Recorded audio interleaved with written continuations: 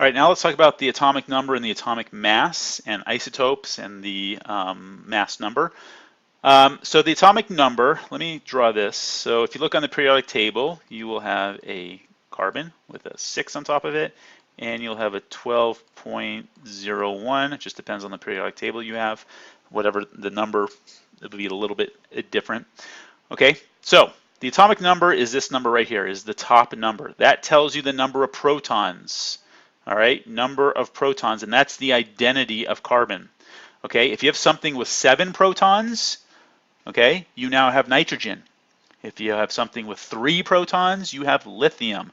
All right, it's whatever the mass number is. It doesn't matter how many neutrons or electrons you have. I can have 1,000 protons and 2 electrons, but if I have 6 protons, it's still carbon. It doesn't matter about anything else. Okay, the mass number now refers to the number of protons plus neutrons. Okay, so the mass is protons plus neutrons. So this carbon 12, notice I have 3 different carbons here. Okay, I have a carbon 12, a carbon 13, carbon 14. These are carbons with different masses. All right, the carbon 12 has 6 protons. How do I know it has 6 protons? I'm asking you as if I can hear what you're saying, but I hope you said it has 6 protons because carbon has the atomic number 6, therefore it has 6 protons. As long as you're telling me carbon, it's 6. That will never change. So how do I get 12? Well, that's the other 6 neutrons. So if you add 6 neutrons and 6 protons, you get a mass number of 12, but since there's 6 protons, it's still carbon. So carbon 13, how many protons? Once again, I am asking you as if I can hear. And hopefully you said 6 protons. Why 6 protons? Because it is carbon, and carbon has 6 protons, period. So how do I get 13? Well, I've added 7 neutrons to it. Like I said, you can change neutrons all you want. You do not change the identity, you change the mass. Carbon 14, how many protons?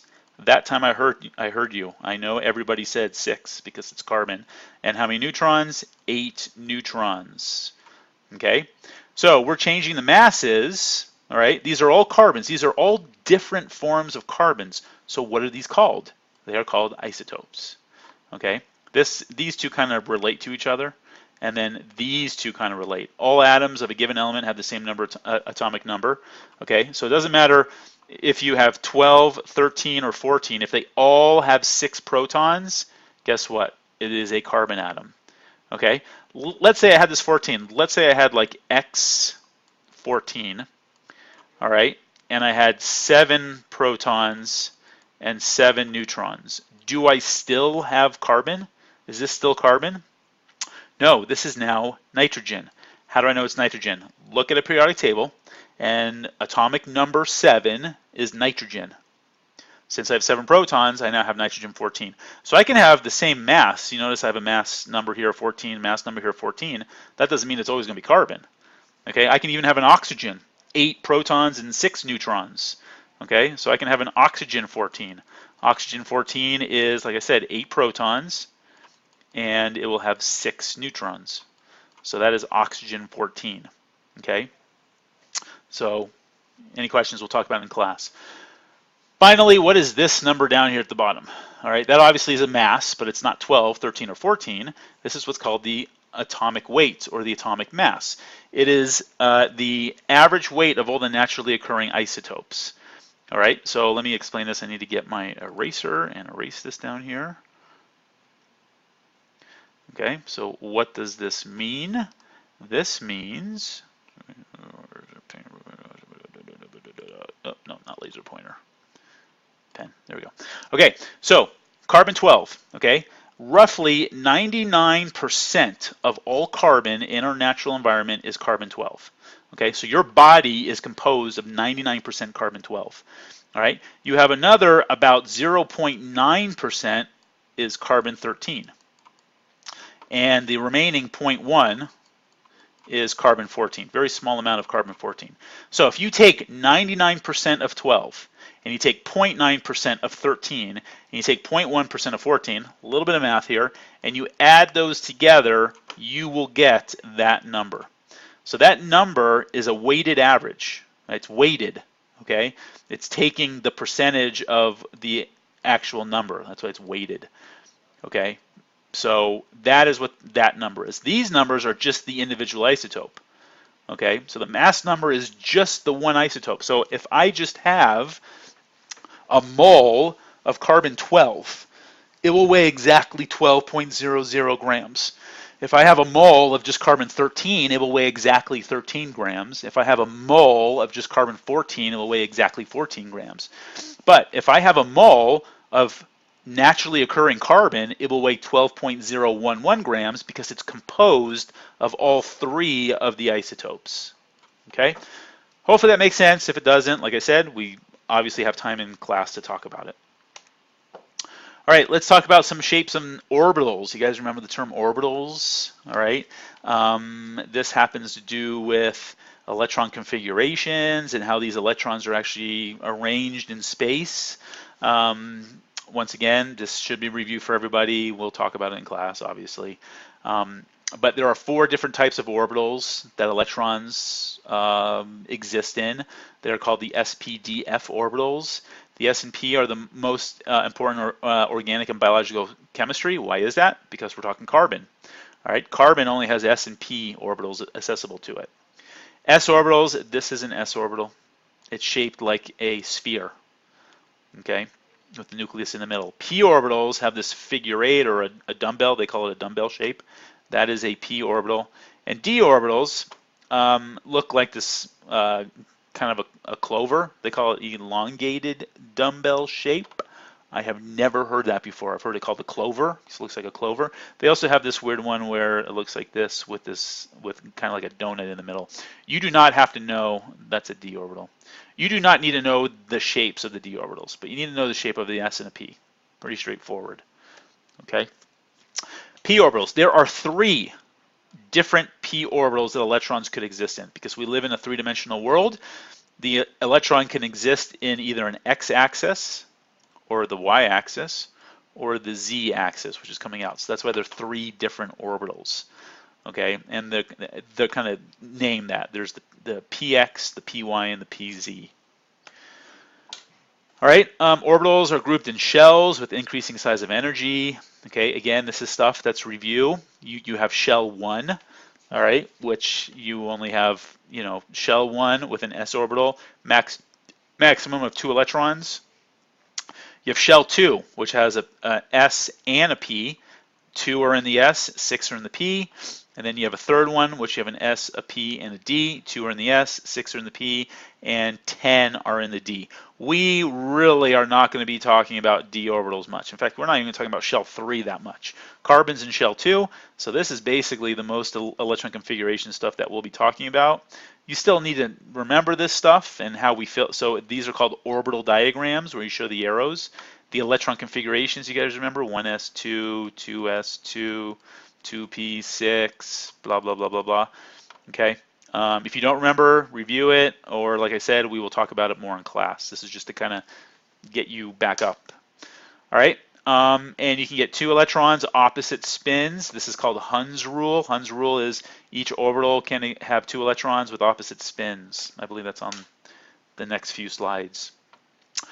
And as far as energy, this is the lowest energy, is shell 1. Then you go to shell 2, which is next in energy, and then shell 3. First shell contains 1s. I think I already talked about this. 3 shell, yeah, I already talked about that. This kind of goes more into the electron configuration. So this is section 1.2. Ground state electron configuration, lowest energy arrangement of an atom, lists orbitals occupied by its electrons. So the rules are the lowest energy first, then you get next in energy. All right, you guys remember this weird trick here? The 4s is actually lower in energy than the 3d. Okay, if you don't remember, like I said, we will explain more in class. I go over much more in this chapter in class. Electrons act as if they were spinning around on axes, so you have a spin up and a spin down. All right, only 2 electrons can occupy an orbital, and they must have opposite spins. That's the Pauli exclusion principle, the opposite spin. Okay. However, if 2 or more empty orbitals, I misspoke. I said the Hund's rule. I meant to say the Pauli exclusion principle earlier. Hund's rule is, let's say you have a p orbital, and you have 3 electrons in it. You fill unpaired first. So that's Hund's rule. Instead of putting all three like this, you first fill your orbitals first, then you go back and start filling them. So this is not correct, this is correct. That's Hund's rule. The Pauli exclusion is where you have one up and one down. Okay, so you can go back in your notes and change that. If two or more empty orbitals of equal energy are available, electrons occupy each with spins parallel. That's what this means, they're parallel to each other. That is Hund's rule. Okay, we will go over more electron configurations and do problems in class. Development of bond theory, all right. I'm not really going to go over too much into this, but basically it came out that if you have a carbon atom, all right, you have equal energy bonds. All four bonds are equal in energy, okay, and they are all the same length. Equal in energy and all the same length. And there's something called the VSEPR theory, valence shell electron pair repulsion, VSEPR, you might remember that. That's the geometry. Basically it says however many groups you have around your atom, they want to be as far away from each other as possible. So you got to put in a geometry that keeps them as far away from each other as possible. So if you have four things around a central atom, tetrahedral is going to be the most common shape to it. Okay, so that's why you get a tetrahedral around a carbon that has four different groups. If you have something that has three different groups, it's going to be trigonal planar. You guys remember these words, trigonal planar? So your degrees are 120. We will talk more about this later on in the slides, but just to kind of remind you. And then linear, if you have a central atom and you have two groups, the furthest possible way of these two groups from each other would be 180 degrees. And so this is called linear. Linear, trigonal planar, tetrahedral. All right, and all these bonds are the exact same length, the exact same energy, and that's what they found. All right, and it's actually called a Kekulé structure. So you might see this term, Kekulé. All right, let's talk about chemical bonds. Atoms form bonds because the compound that results is more stable than a separate atom. So if you just have a carbon, if you just have two carbon atoms, they are more unstable than if they were bonded together. This is lower in energy. Lower in energy. Okay. Ionic bonds in salts form as a result of electrons. So you guys remember the difference between an ionic bond and a covalent bond?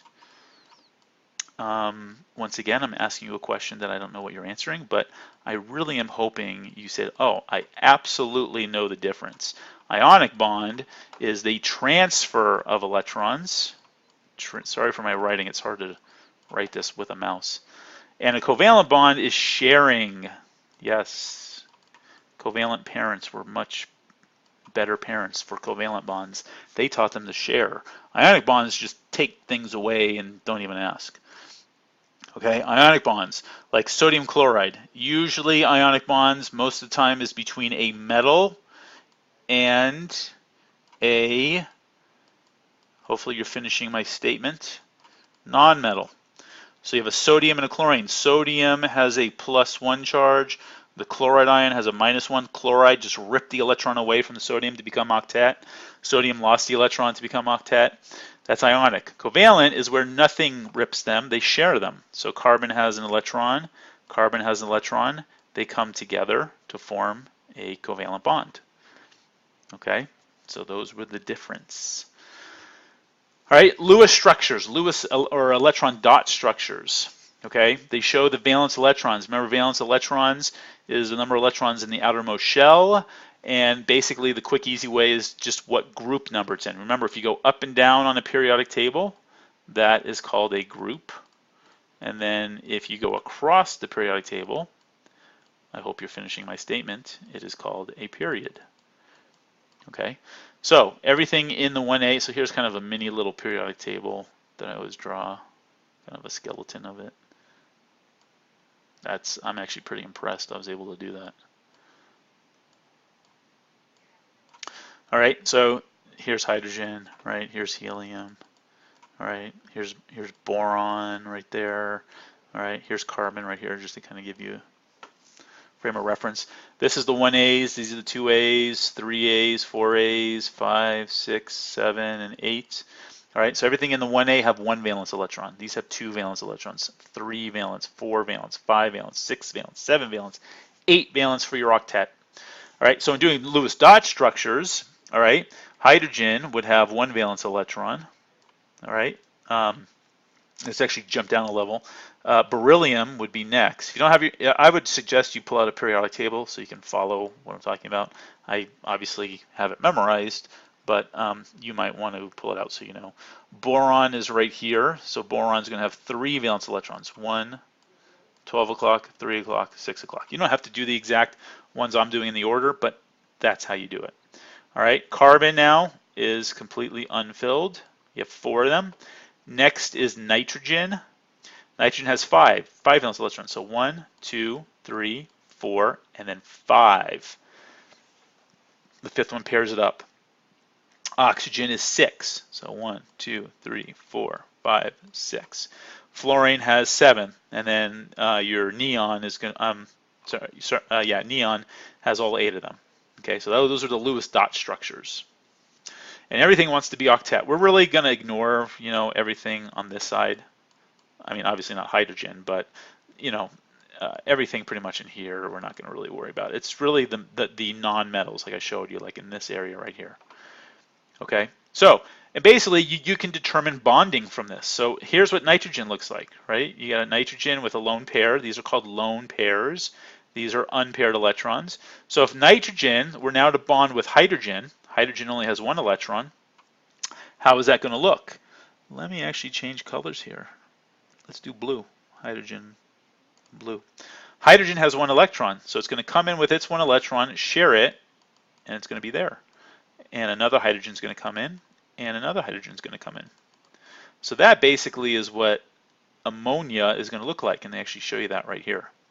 All right, you have the lone pair, you have 3 unpaired electrons. They want to be paired up really badly because, nitrogen wants octet. Notice there's 2 here, 2 here, 2 here, and 2 here. Hydrogen does not want to be octet. It wants to be 2 only. So hydrogen is one of the only ones that follow what's called a duet rule. You got duet and octet. So that's what it's going to do. Okay, and that's how you get, so all these structures down here, that's how these structures are formed, by basing it off of the Lewis dot structures. Okay, water, for example. Why does water look like that? Well, you have 2 unpaired electrons, and a hydrogen can come in here, and another hydrogen, sorry, it's up there, can come in there, and you have water. That's why you have the structure of water that way. So just knowing the Lewis dot structures and the valence electrons, you can pretty much figure out what the structure is. All right, stable molecules result. Let me go back to red. I think it shows up better than the blue. Let's go to red. There we go. Stable molecules result in a complete shell, so octet, but some of them 2 for hydrogen. There's the little 2 for hydrogen. All right, like I said, we'll talk more about structure and bonding in class. This is good just to kind of review. Atoms with 1, 2, or 3 valence electrons form 1, 2, or 3 bonds. Okay, I was kind of saying they actually form ionic bonds, but that is true too. Atoms with 4 or more valence electrons, like carbon, form many bonds as they need electrons to fill the s and p levels to get an octet. All right, carbon has 4 valence electrons, 2s2, 2p2. That's the electron configuration, forming 4 bonds, such as like ammonia always has 4. All right, so one thing to remember is carbon always makes 4 bonds. I'm just showing you that right here. Okay, I think here's just giving you more about nitrogen and oxygen, which we've kind of already talked about. Here we go, this is kind of what I wanted. Hydrogen always makes 1 bond. Carbon always makes 4 bonds, and it can be singles. You can have a double. So you have carbon with a double bond and 2 single bonds, or carbon with a triple bond. But in every case, it's 4 different bonds. Nitrogen always makes 3 bonds, same thing, singles, doubles, or triples. All right, a cyanide ion, people have heard of cyanide, is like that. All right, so that's actually an ion, but if you take hydrogen cyanide, your carbon in the middle here has 4, or so your nitrogen has 3 bonds, a triple bond, plus the lone pair. Oxygen, you can have 2 single or a double, so that would be an example. And then halogens always make a single bond. All right.